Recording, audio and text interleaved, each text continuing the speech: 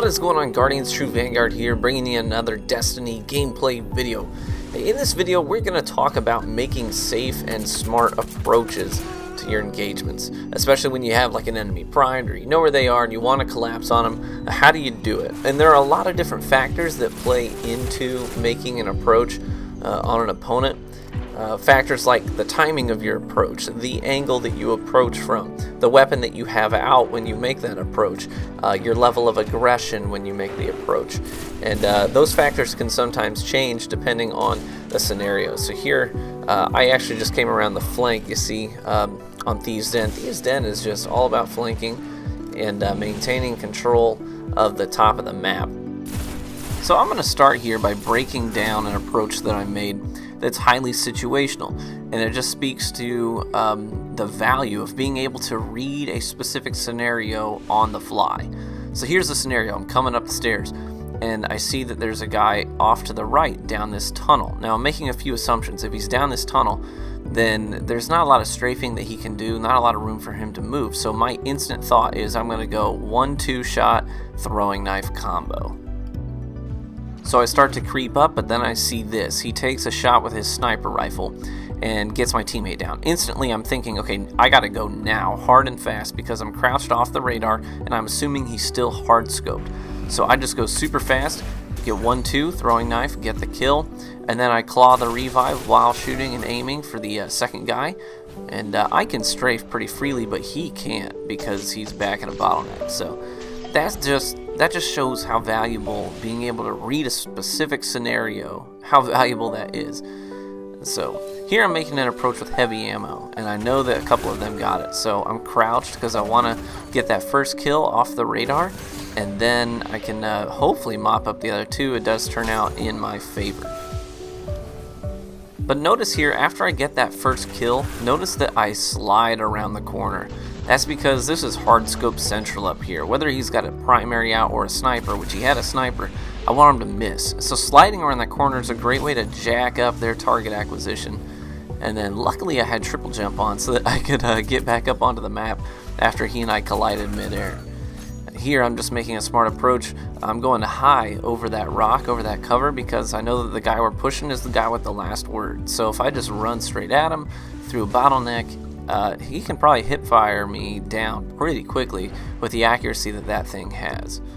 And just a note to anyone using a roaming super: do not ever, and this applies maybe 95% of the time. I'm just spitballing that percentage, by the way, but at least 9 times out of 10, never activate your super in clear sight of an opponent.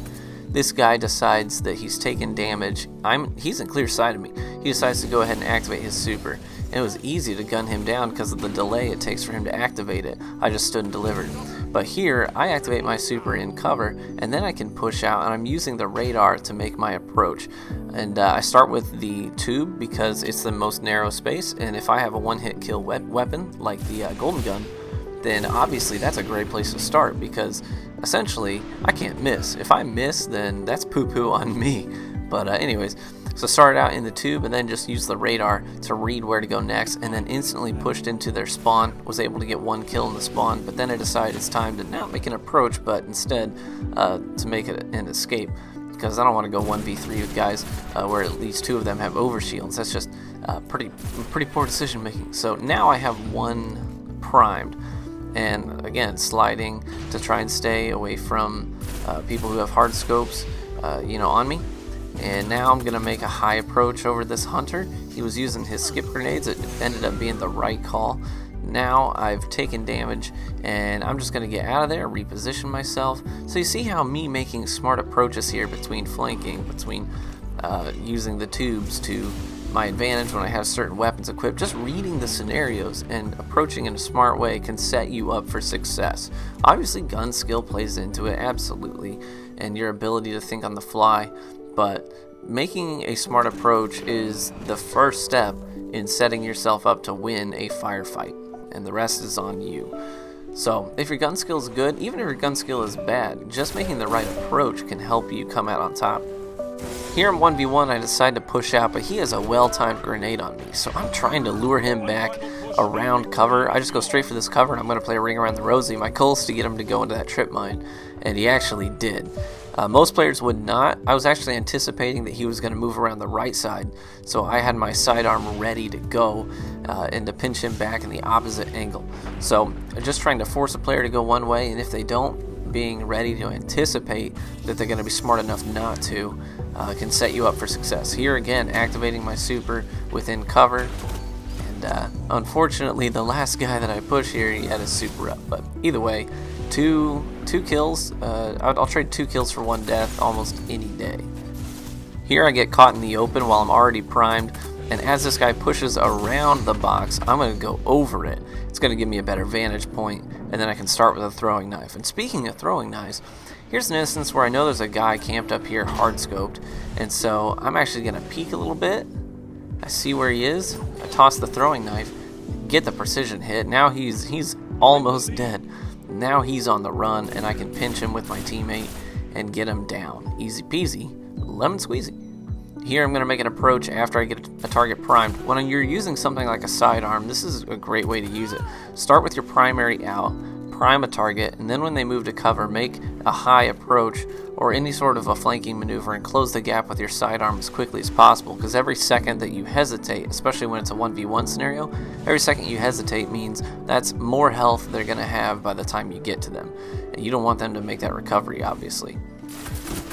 Now here I hear a guy activate his super, so I'm like, yep, let's just do it, shut him down. I don't like blade dancers. They're obnoxious to play against. That's not me hating on people who play as blade dancers. That's just an obvious fact. Blade dancers are tough to play against. They're tough opponents in 1v1 scenarios, so anytime I can shut them down mid-super, I enjoy it very thoroughly. So making smart approaches is how essentially you can come out on top in most scenarios. If you are the guy who makes the smartest approach, you have set yourself up for success. And that's part of outplaying an opponent. And then when you get into sweaties like this, 3v3 sweats, those smart approaches will play a huge role in you coming out victorious and having some bragging rights for it. So hopefully this was helpful, guys. Hopefully you will take these tips and apply them to your Crucible game. Feel free to give me some feedback, and guys, I will catch you in the Crucible.